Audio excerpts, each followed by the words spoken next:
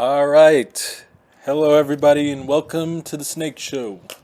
Today, we're going to be teaching you how to get started modding with Dying Light. Now, I'm starting off showing you some of the mods that I did on the first Dying Light game because that's actually how I learned before anybody else how to mod Dying Light 2 and how I eventually got to the point where I posted that video and you guys see that I still have alpha items from the game like the guns and other developers exclusive items that I wouldn't have been able to access if I had not knew the file structure and how the actual game's files work in Dying Light. So here we are in the Dying Light game folder. You have all these folders and all these DLLs and all this. The primary folder you're going to be focusing on is the DW folder, right?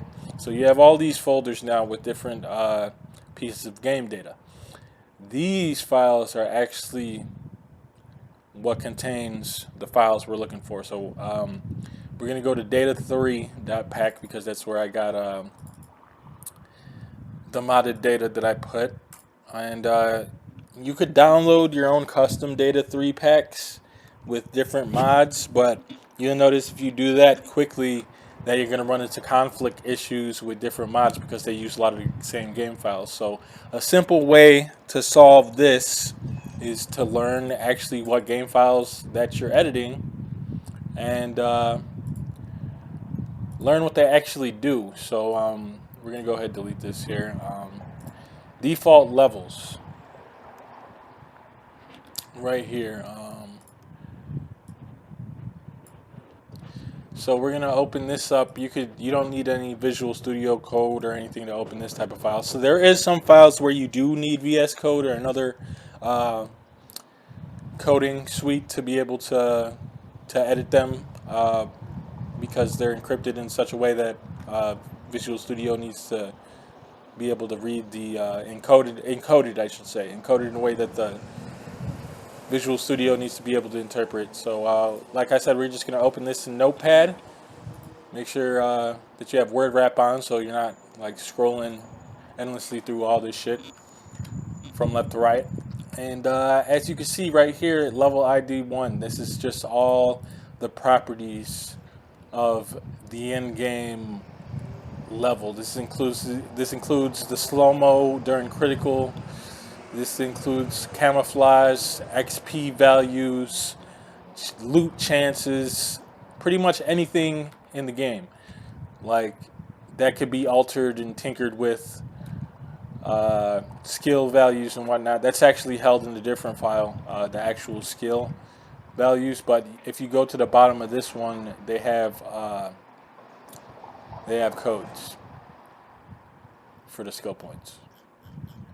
So if you were to able to figure out the legend and the index for these codes, you would be able to edit it in this file as well, and the changes would be reflected in the skills XML file. But yes, so the developers actually went through and put little brackets here that explains what a lot of this shit does, which is extremely useful. I didn't expect to see that. You know, a lot of game developers do leave like little clues, little tags here and there to like reminders for themselves to remind them that this section controls a specific mechanic in the game. But this one's actually pretty well organized. As you can see, like we got the different skills, elementals. Man up. This is apparently a skill that was never available in the game. Um, but you can make it available by simply changing the values of these different objects.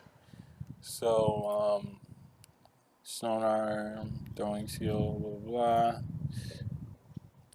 And you could change a lot. The firearms damage, the critical chance, the multiplier damage for different things. Fury is another one. I don't think that was made it into the game. Oh yeah, it has stamina, all this. So even changes when you could activate and fade out the music during different scenarios in the game. So over here you have your inventory size. Inventory size 4. Let's just change that to 6, just to demonstrate.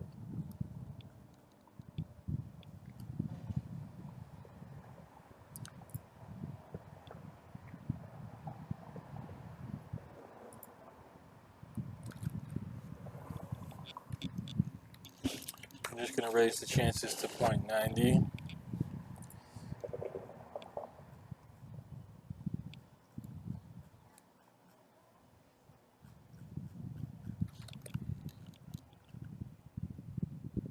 Zip line max speed. This is kind of fun to kind of launch yourself with the zip line. Zip line minimum speed. We're going to change that to 15. We're going to make sure we change the kick force so we can start launching people. Change that to 5.5. Keep the damage the same. Fall damping and label. Damage reduction.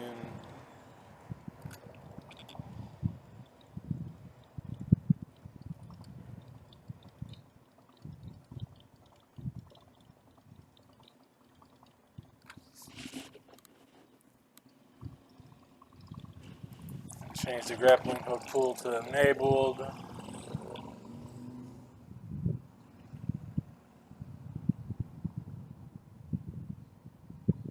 Can use hook. Change that to 1. I think that's for when your stamina is depleted. It prevents you from using the grappling hook. So there's certain scenarios in the game where you have your stamina depleted because of a certain scenario in the game, and you can't use the grappling hook. So we're going to change that.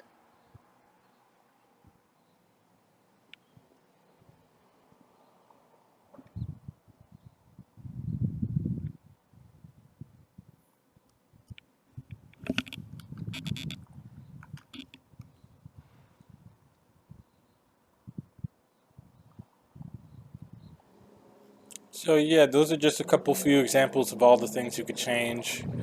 You could change a lot of things in this default levels XML file. So after you're done editing that, you're just going to want to come back over here. You're going to want to drag it back in there and replace the file. And you could edit the files for all these, really. You just as long as they're XML files, you could open them up in Notepad and change the values, as you can see. These are different legend skills.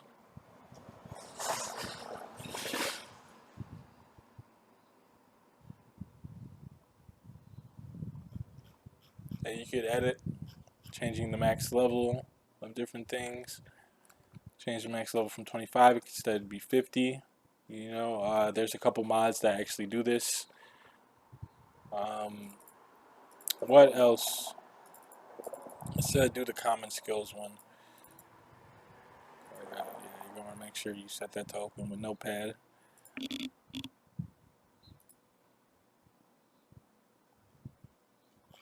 So yeah, basically, long story short, you see you could change everything, almost everything about the game.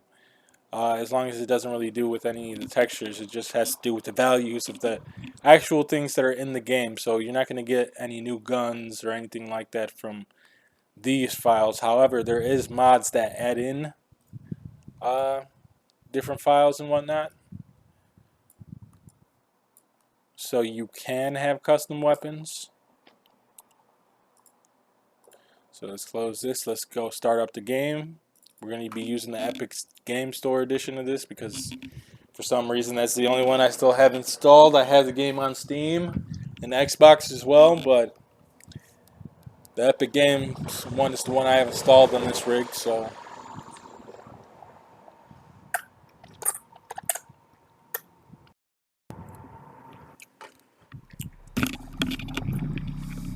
alright.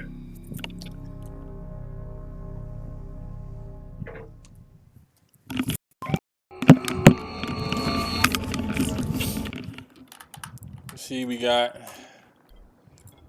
it going on. I will be making a Dying Light 2 video after this to show you what the fuck. Alright. That tends to happen sometimes. I think it has something to do with the full screen resolution.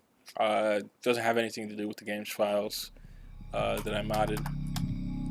It just does that sometimes when the game is in a certain resolution and I remove from the window. I click off of the window, it sometimes freezes up the game and makes it crash.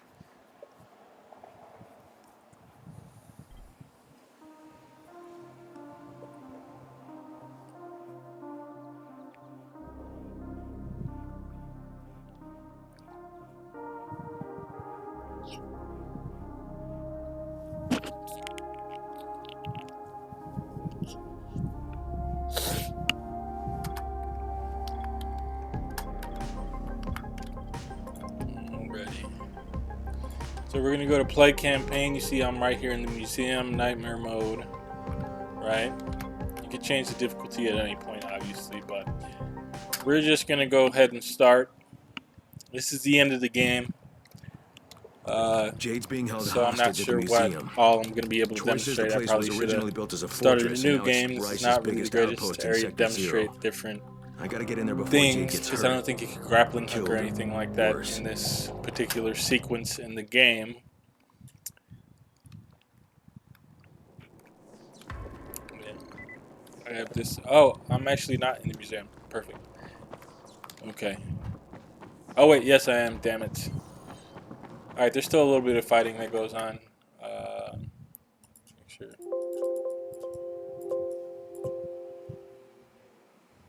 What the hell?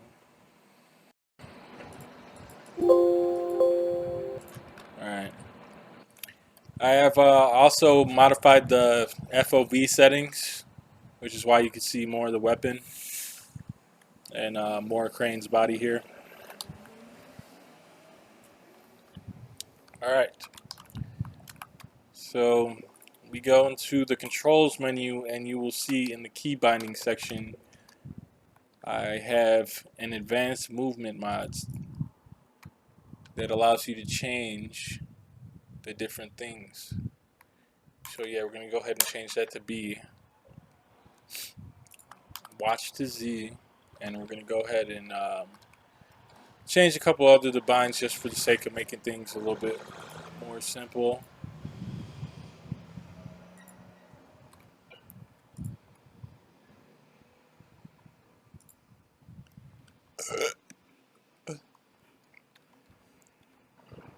Make sure we go to appear in waiting place. We're going to change that to I.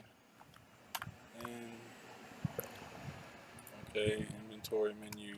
Change that to tab.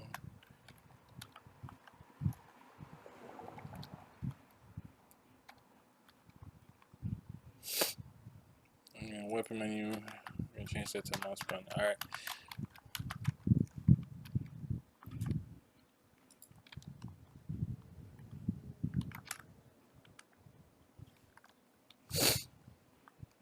As you can see, I got some dev items myself.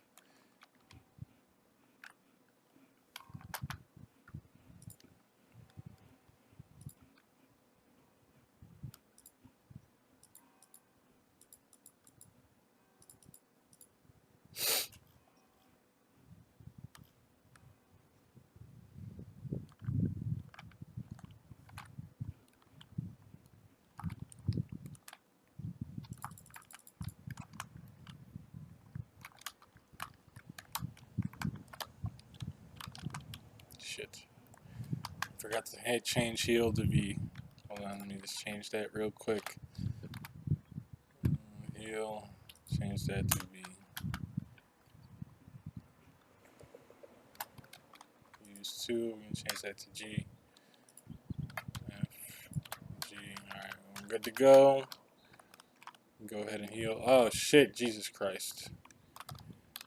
Alright, my audio seems to be fucked up for some reason.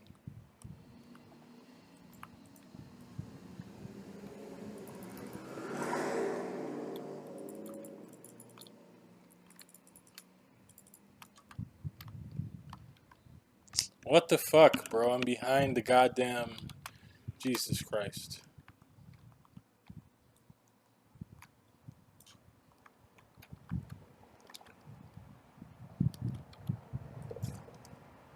Shit, shit, shit, shit. God damn it, I'm gonna die. Motherfucker, bro. This shit's fucking impossible without the sound. Can't hear when the grenades are coming. Can't hear where the fucking gunshots are coming from. It's a new challenge. Alright. Take his ass down. Shit.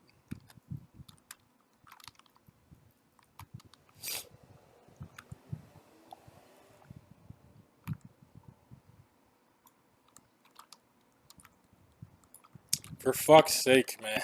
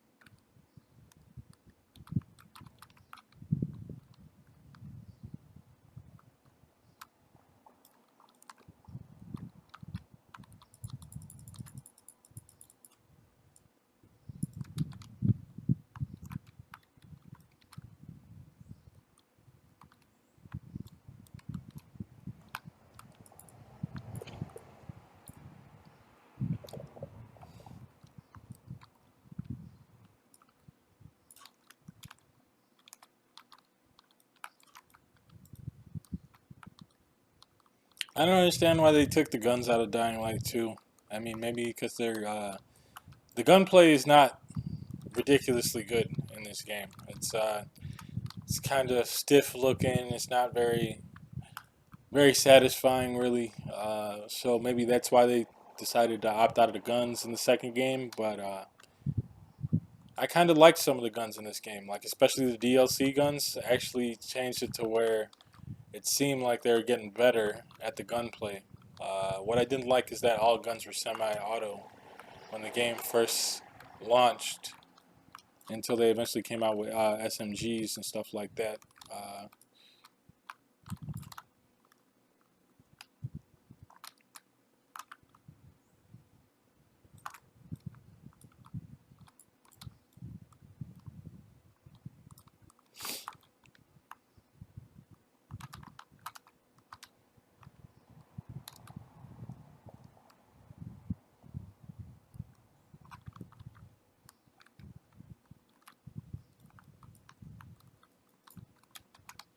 As you can see, I modded the Survivor Sense to be able to go a lot farther through the walls, last a little bit longer, so you can see where the enemies are at. I think there's some stuff over here. I need to get some ammo from that.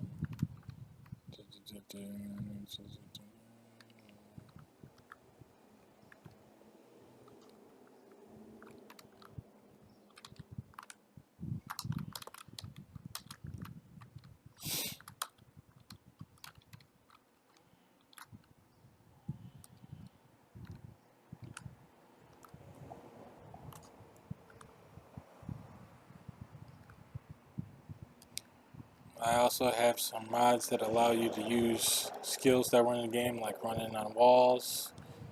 The animation obviously isn't finished because it's something that they didn't put it in the game, but yeah, basically that's how you do it. Is you edit those files and you're able to see the changes reflected in game.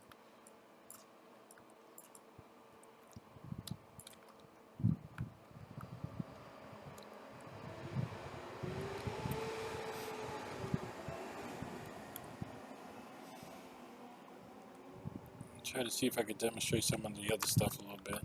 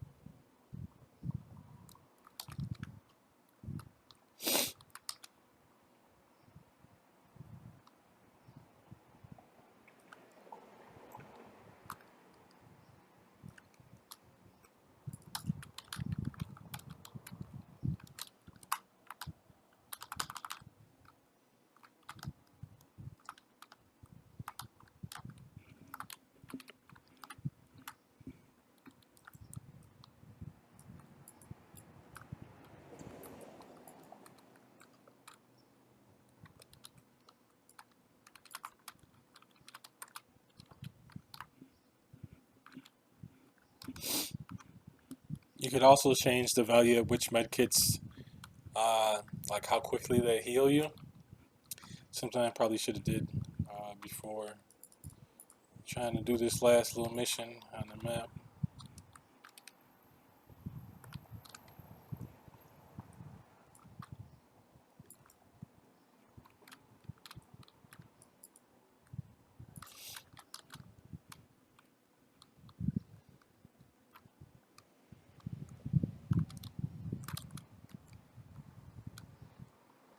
Shit.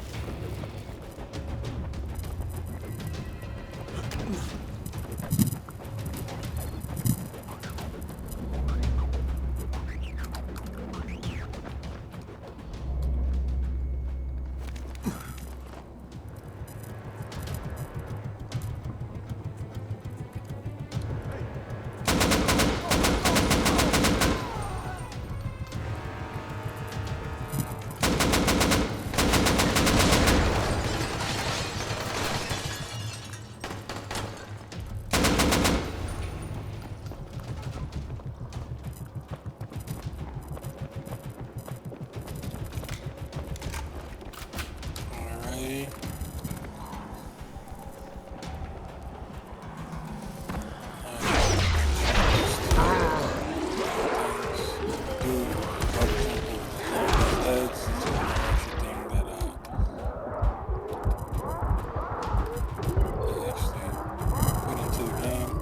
You could actually multiply that to be able to jump over a lot more zombies' heads.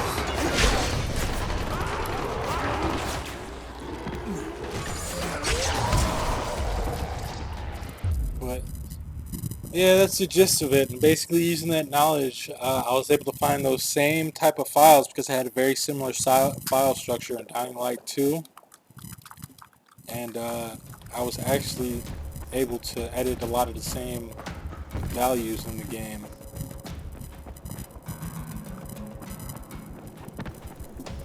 And that's how I amended and eventually ended up finding out how to put the alpha shotgun into the game and other things, because there's an inventory file that allows you to edit those items in your inventory, and as long as you have the name of said object, put it into your inventory pretty easily.